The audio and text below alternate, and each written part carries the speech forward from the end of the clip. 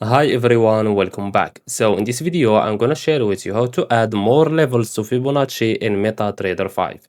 So just follow me and follow the steps. It's so easy and simple. So first of all, open your MetaTrader 5 and now let's add our Fibonacci.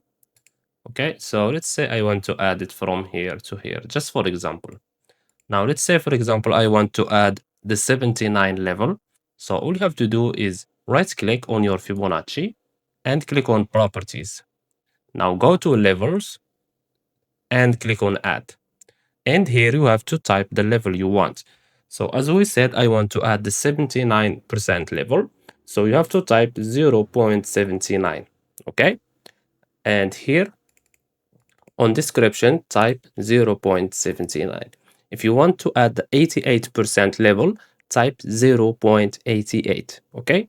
I think that you get the idea. We have here the color. You can choose the color if you want. So I will choose, for example, lone green, and now just click on OK. And as you can see, we added our new level. And that's it. So I hope you found this video helpful. Don't forget to give us a like and subscribe. Thanks for watching and see you in the next one.